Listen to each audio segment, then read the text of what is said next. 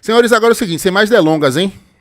E é o seguinte, não quero negócio de não sei o que lá. Eu quero resposta direta. Cleiton Sampaio, a janela do Bahia foi sensata ou inconsequente?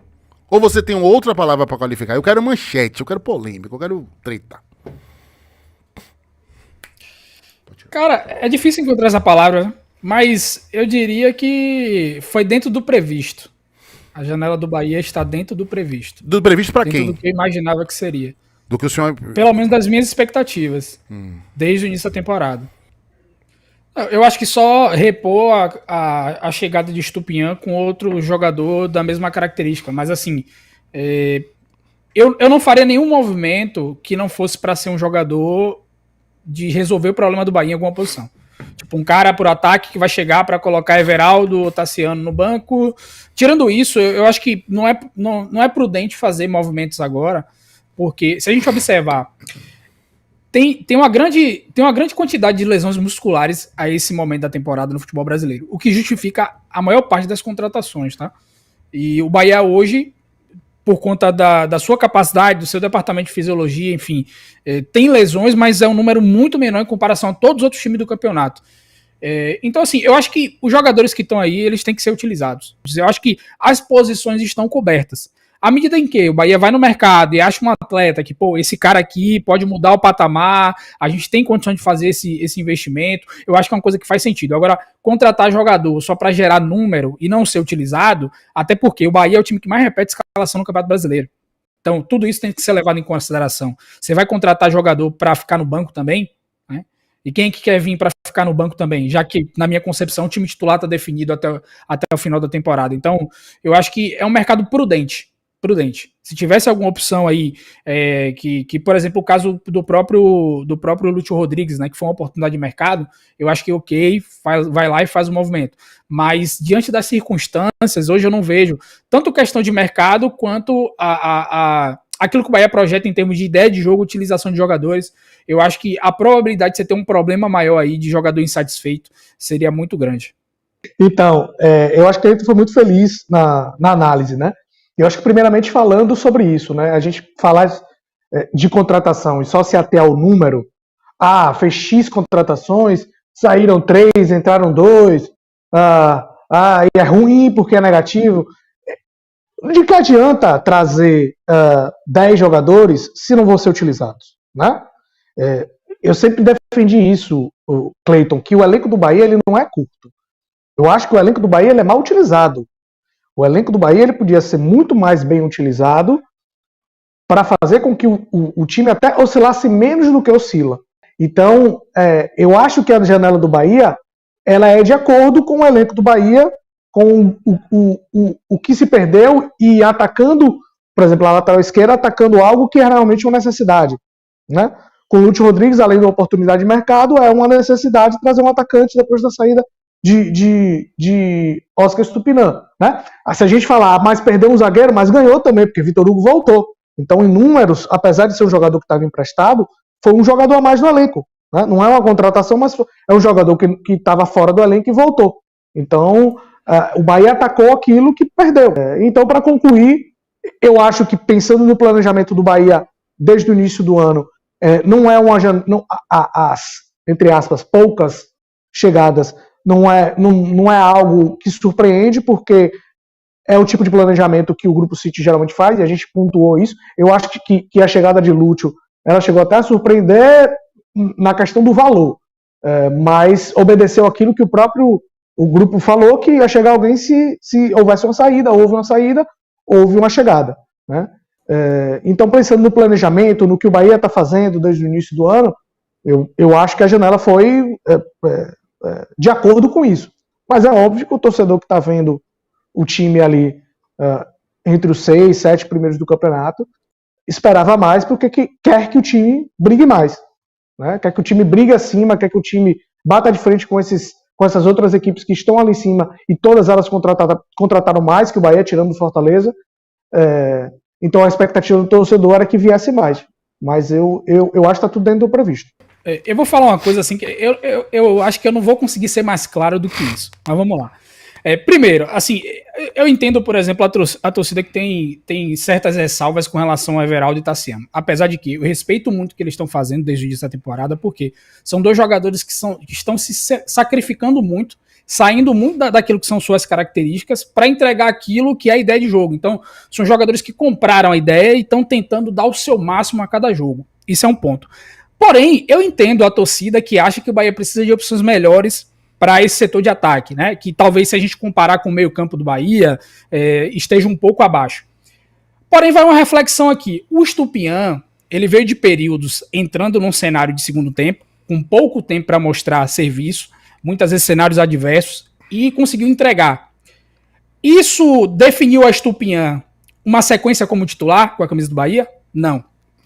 O Biel já teve momentos de entrar no segundo tempo de forma contínua, né? Entrando no segundo tempo em algumas partidas seguidas, gerando desequilíbrio, produzindo gols, sendo importante para uma virada de placar ou por um empate. Isso creditou a Biel uma sequência como titular com a camisa do Bahia? Então por que a gente vai chegar aqui e falar que o Bahia precisa contratar mais um jogador para time titular, se os jogadores que estão aí disponíveis no elenco já estão entregando, né, ou entregarem em determinado momento da temporada, e isso não fez nenhuma mudança dentro daquilo que é a escolha do time titular do Bahia. Por isso que, assim, quando eu falo que isso pode ser um problema, é visualizando aquilo que o Bahia tem, aquilo que são as escolhas e aquilo que são as ideias. Né? Porque senão a gente vai tirar argumento aqui que vai estar totalmente descaracterizado com o que é o contexto do Bahia. Então, assim, eu não consigo ser mais claro do que isso para dizer que o mercado do Bahia foi prudente.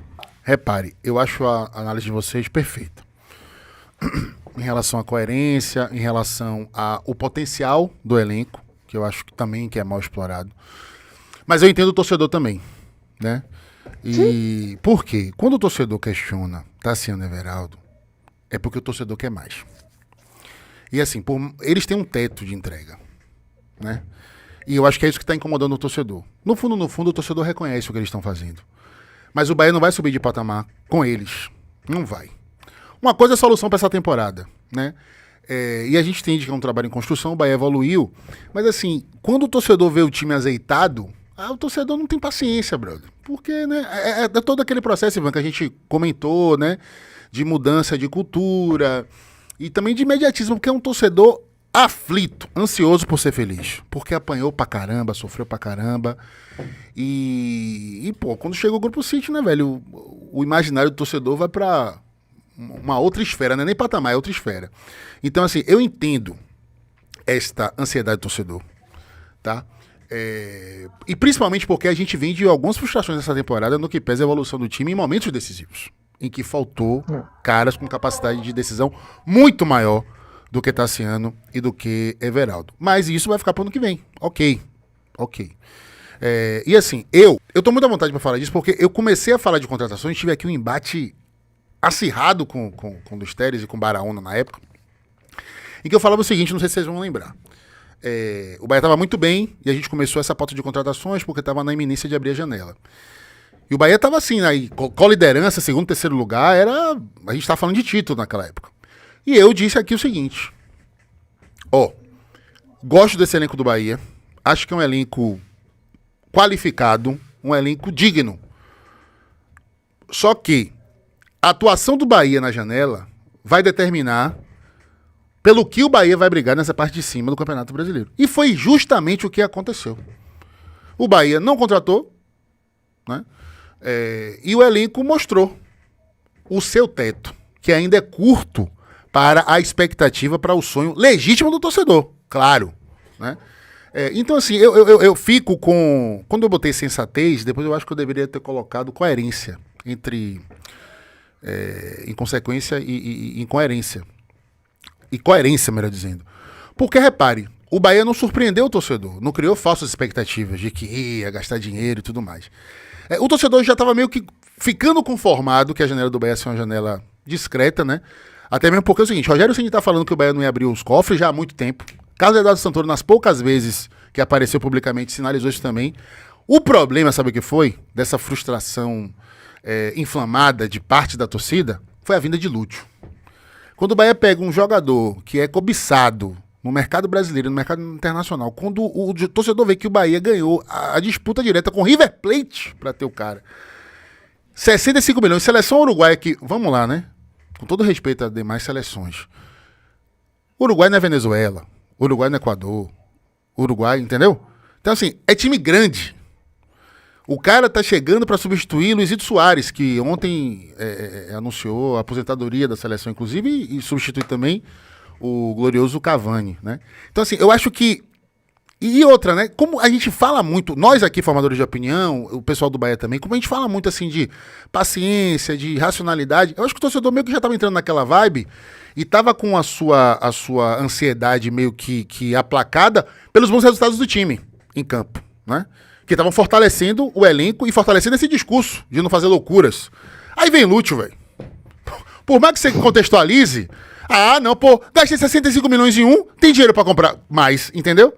Então eu acho que Lúcio acho que é o principal responsável. E principalmente porque, talvez, e aí eu acho que intensificou-se ainda mais esse sentimento de satisfação de parte da torcida, porque tem uma parte que é mais consciente e tal.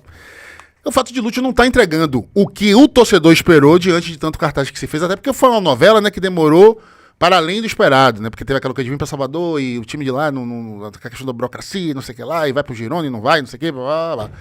Então, assim, eu qualifico a janela do Bahia como sensata, ou melhor, coerente, diante de tudo que foi pregado, né, e a gente não pode esquecer, gente, o torcedor tá olhando muito para essa janela, a gente não pode esquecer da primeira janela, brother. A primeira janela do Bahia foi a melhor janela da história do clube, todos os tempos. Onde vieram o Carlos Alexandre, onde vieram o Cauli, onde vieram Carlos Alexandre, Everton Ribeiro, Jean Lucas, onde veio o Arias, que é um achado para nós que não acompanhamos futebol internacional. Aí, para mim, né? Cleiton certamente conhecia, Ivan, eu não sei se o Ivan falou, eu sei que nem Luiz lembrava dele. Né? E é uma contratação espetacular, em termos de custo-benefício, né? Arias é meu Deus do céu. Arias é protagonista do Bahia em quantos jogos? Um lateral direito. Quanto tempo a gente não vê isso, né? Então, assim... Agora, eu vou dizer pra você que eu tô satisfeito, não. Porque eu acho que quando se apresentou a chance do Bahia brigar lá em cima, eu achei que os caras iam antecipar um pouco, sabe? Pra aproveitar esse contexto. Achei que os caras iam trazer umas 2, 3 cabeças caras, inclusive, sei lá, antecipando o orçamento do ano que vem. Mas, enfim, isso era só um sentimento, porque, velho, pelo amor de Deus, eu sou torcedor também, velho. Mas, apesar de, assim, querer mais, porque eu também tô nessa fila, parceiro, tô nessa fila aí porque eu também sofri pra caramba, o meu sentimento é, assim, sabe, de tranquilidade. Aliás, eu não gosto de usar essa palavra não, que me remete a um rapaz que eu não gosto. Mas, assim, o meu sentimento é, sabe, ok, gostaria de mais, mas eu acho que, pô, o elenco do Bahia é decente, o elenco do Bahia poderia ser melhor utilizado. E faz sentido o Bahia só ter feito efetivamente uma contratação, né? Porque o Iago já estava ali, já estava encaixado no Bahia, né? Era só chegar. Mas assim, é aquilo, não... Eu entendo, sabe? Gostaria demais, mas tá tudo certo. Eu acho que a gente vai com esse elenco até o final da temporada, com condições de brigar por G6 de Libertadores e com condições de ser campeão da Copa do Brasil, né? Mas entendo também o lado torcedor. Eu quero like, eu quero like, eu quero like, eu quero like. Eu quero like, eu quero like, eu quero like, eu quero like, eu quero like. É a música do carnaval, viu?